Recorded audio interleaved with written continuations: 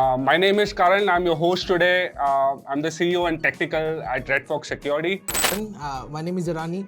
I'm a partner with a company called Armor Cybersecurity. We are based in Toronto but operate globally, having worked with Karan for a long time for various. What are some of the common misconceptions among SMEs about their vulnerability to cyber attacks? But that misconception leads to them not investing in cybersecurity. And it's a feast for the hacker. It's a feast for the hackers. Yeah. What are the main challenges that SMBs have? Protect that revenue, right? Hackers, it's going to protect it from the hackers coming in. Exciting, I would say. Can you provide a real-world example? The hackers actually came in through one of the exploits on the firewall, encrypting the data, but they're also demanding that if they don't pay, they're going to release that data.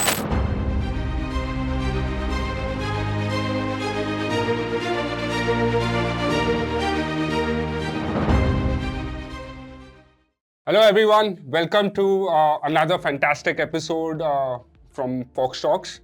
My name is Karan, I'm your host today. I'm the CEO and technical at Redfox Security. Today we have one of my very good friends, Irani. Irani, please introduce yourself. Perfect, thanks for having me, Karan. My name is Irani. I'm a partner with a company called Armor Cybersecurity. We are based in Toronto but operate globally, having worked with Karan for a long time for various technical gigs. Perfect. So today, the topic is going to be it's fascinating, and at the same time, we're going to touch base on small, medium enterprises and how cybersecurity, the entire landscape, works around that space, right? So let's start off. What are some of the common misconceptions among SMEs about their vulnerability to cyber attacks? Perfect. So Karan, let's talk about small medium business. Let's define this segment first of all, right? Small medium business is, there's a definition in terms of number of employees as a head count, right? The main characteristic of a small medium business is they have a very small IT footprint. Business-wise, they will be doing a lot, right? But from an IT and their digital footprint is pretty low, right? So one of the common misconception is, right, that they may not be a target of a cyber attack, right? I've talked with various, as Armor Cybersecurity, we focus on small, medium businesses, right? And one of the common things that we hear from them is, why will somebody come after us, right? We're a small target, we're not a big bank, we're not the bigger name, right? That they will gain something from there, right? But that misconception leads to them not investing in cybersecurity. What happens is, because of that misconception, they don't invest in cyber, right? They become the easiest target, right? So their vulnerabilities, the IT systems, right? They're very wide open, right? And that's the reason they're easy targets and hackers prolific over there, right? So ransomware attackers, when you kind of talk about it, SMBs are the easy targets. And it's a feast for the hackers. It's a feast for the hackers. Yeah. All right. We move on to the next question. What are the main challenges that SMBs have, when we compare them to larger organizations, right? Yeah. So three main challenges that we see it, right? One is the people, right? When you talk about a bank who has a fund and who has invested a lot in cybersecurity, they can afford a lot of good cybersecurity people. They can afford good technologies, right? When it comes to small, medium businesses, IT is often a expense. It's a line item in their entire books as an expense. Cybersecurity falls under that IT expense, right? So they can't get access to the quality of the people, to the quality of the technology that a big bank can or a big house can, right? Second, when it comes to technology, you have so many technologies, security technologies in the market today that when a common, small, medium business is a director of finance or a director of IT goes out in the market to buy technologies, they're often confused, right? Because there are so many, in one segment, you have hundreds of different technologies coming in. And every day we see the innovation in the market, right? New companies, new startups are coming in every day, right? So again, what ends up happening is there's this chaos and there is this lot of abbreviation everybody uses, right? Marketers love to sell it that way. And look, at the end of the day, they're confused, right? What to buy. And the third, again, we talked about that misconception, right? It stems from that as well, right? So because these two things, they don't have access to the people, they don't have access to the technology, and in their mindset, they are not going to be targeted, right? It creates that gap of overall cybersecurity where, again, IT, you'll see their IT systems are up, it keeps the business going, but from a cybersecurity, they have not done anything. So it becomes more of an afterthought. It becomes an afterthought, right? Cybersecurity is always, we try to kind of say that cybersecurity is a business enabler always to them, right? It's easier said than done. But at the same time, when it comes to, revenue, right? It's not going to increase your revenue, right? Because they have invested in a security tool, it's not going to get them more revenue from a business perspective. But what it's going to do is going to protect that revenue, right? Hackers, it's going to protect it from the hackers coming in and stealing that money that they have so hardly earned, right? That's so unfortunate, right? Okay, so what are the common type of cyber threats that they face today? So I think 3 main common threats, right? First of all, I think everybody knows about this ransomware attacks, right? Now the ransomware attacks, when it started, in the industry, it went off as the hackers coming in, encrypting all the systems, and then asking for a demand for money. Now it has evolved to, they come in, they not only disrupt your operations, they actually steal all your data as well, and what we call as a double extortion. They will not only extort you for getting you back in the system, but also they'll extort you for, hey, if you don't pay us, we're going to leak all your data out in the world, right? So that's one thread that has evolved continuously, and this whole ransomware industry has now evolved as ransomware as a service, right? How we have cloud services being sold as software as a service, you have ransomware as a service being sold. Now that's one main gate. Second one is what we call as a business email compromise, right? What this means is, a hacker will hack into an email of, say, for example, the CEO or the CFO of the company, then kind of give an email to one of the employees saying, hey, we're organizing this secret lunch. Now you have to pay this, you have to go out and buy this gift card, right? Obviously it's a scam, right? But it uses that authority of a CEO and a CFO, right, to force that employee to act, right? Now this is what we call as a business email compromise. It starts off with an email, it's basically evolves into a social media scam, right? And the third and the fourth most is, again, this is age old, right? But it keeps on still happening, is insider threats, right? In a small medium business, right? Forget spending on defending from hackers from outside. What about the ones inside, right? If you have a disgruntled employee, maybe they're not happy with their pay, maybe they're not happy with the bonus that they got, or promotion, or maybe he's going to a competition. We have dealt with cases where employee has moved from company A to competitor of that company. They have taken all the data with them, right? Now, SMBs, again, they don't even think about others. It's from threats from outside. They're not thinking from the ones from inside, right? So again, that area is completely, not looked out for SMBs, right? Bigger houses, big companies have invested there, but again, SMBs are, open for that, open season. People are just busy with their work, right? Yeah, exactly. Yeah, and so moving on. This is a bit more exciting, I would say. Can you provide a real-world example? Absolutely. I'll provide you an example from actually 2 days back, right? So we're dealing with this company. It's a company out of US. Again, small medium business, not a big footprint in terms of the size. 70 employees, right? 20 servers, right? That they're maintaining. IT. There is one IT manager who has a day job of handling IT, but also he has miraculously got the responsible security as well, right? They get hit by a ransomware, right? So the ransomware actor has come in, they have encrypted all their systems, right? And they're asking for, and it's a very well-known ransomware gang, they're asking for a lot of dollars, right? In exchange for, basically letting the business survive, right? Bitcoins. Of course, absolutely, right? Lot of money in Bitcoins, right? Now, given the size of the company, they never anticipated this, right? The firewalls that they use are extremely old, right? So the hackers actually came in through one of the exploits on the firewall, landed it on a system. Now they have invested in some security tools, right? They have security tools, but the problem is those security tools are not on every machine. Again, there is a cost cutting, right? Now you can protect 100% of the organization, or you can protect a part of the organization. They chose the latter, right? So now the hackers found that one path in, that one machine where the security tool is not there, and from there they spread across, right? It's unfortunate. Again, they have been dealt a bad hand, right? And we were in there again. We were called in for the incident investigation, right? We are helping them through the case as we speak, right? We can't talk about the clients obviously, but there is a path forward with them, and there is a solution for them that we are kind of thinking on, right? And hopefully they survive, right? We have seen very similar cases like this before. where the client did not have any sort of backups. This client has some sort of backup. That's their saving grace, because then they can just restore from the backup, right, and go from there. They don't have to pay the ransom, right? We have dealt with cases where the client has zero backups. It literally used to be like, there's one client where, again, another real world case that we have handled, where the backup was basically a hard drive kept in somebody's desk, right? And when it came to actually restoring from the backup, the hard drive didn't work, right? Again, it's a significant loss. We don't think about it this way, but there's a significant loss to the business from a time commitment and the amount of resource that they have to spend in order to get it back, right? But there are a lot of cases going on, and we keep getting the calls, right? And listen, we don't like to start the conversation with the client in this type, right? We like clients to be proactive and start the conversation before you get hacked, right? But sometimes, unfortunately, we start the conversation once the client gets hacked. It's, as I said, afterthought, right? So, exactly. And how do phishing and ransomware attacks, how do you actually differentiate between, like, how serious is phishing versus ransomware? Yeah. For the audience who really don't know about this. Yeah. So think about it this way, right? So phishing is the first part. Phishing is what they will use to get in, right?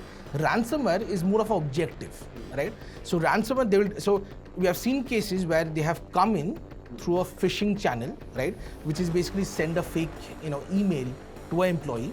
So, employee is sitting on the desk during business hours, he or she gets an email saying, hey, there is this password change that's going to happen. It's from your IT department and you must do it or you'll lose access to your data. Now, in middle of the day, if you get this email and you're in between your business meetings, you're going to end up succumbing to that email. You're going to download whatever that email said it was, and it turns out most of the time it's malware, right? Once you download that malware, this is your phishing attack, right? Then the attacker has access, right, on your system. From that side, right, from the system, they will now go on to steal data, right? And in most common cases for ransomware, right, they will deploy this security, deploy this, basically this tool, this malware, this, malicious tool that will encrypt all their data, right? They won't be able to work on the computers. All the data is encrypted. They won't have any access, right?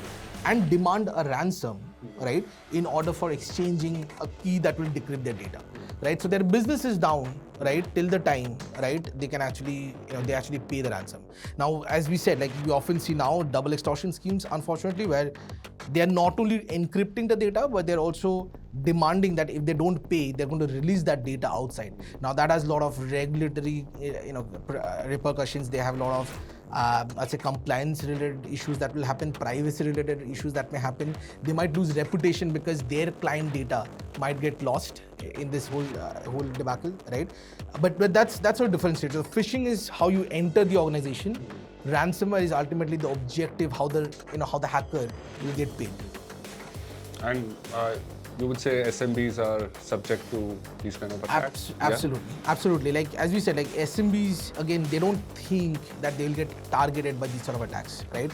What will end up happening is, because they don't think in that way, they will never invest in cybersecurity, right? And phishing is so common nowadays, right? And it has become so advanced nowadays, right?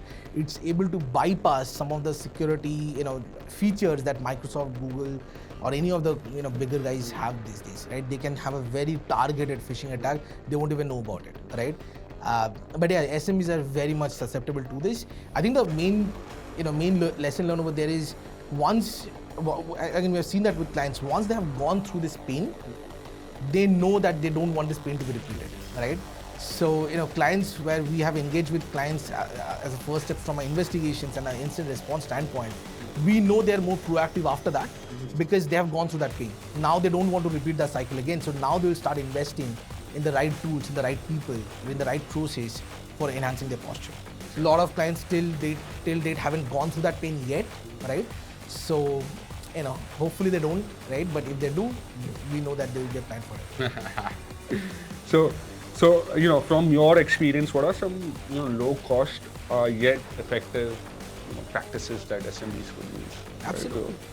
Listen, we talk, today's world in, again, cybersecurity, there are so many different tools, right? So many different products. Every day there are new things coming out, right?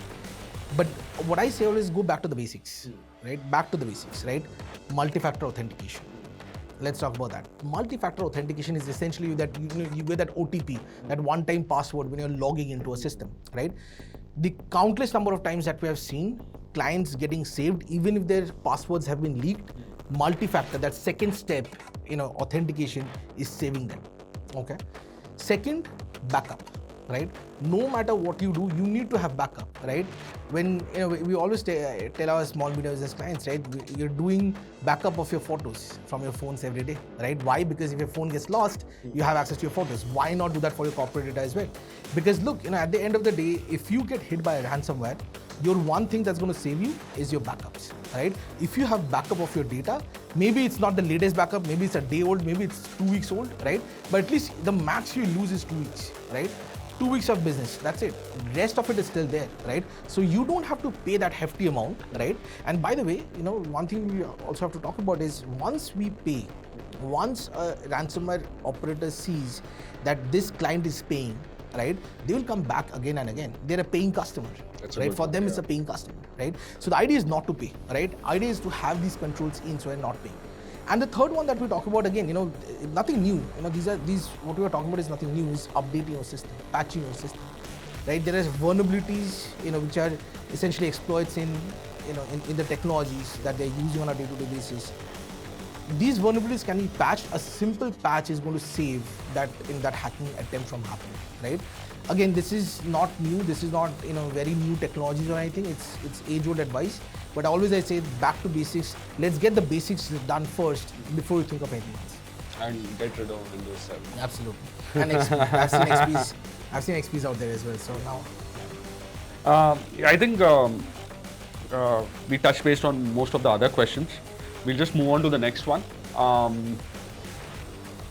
Can cybersecurity provide a competitive advantage to SMBs? Right. So let's say you have 2 SMBs. Yeah.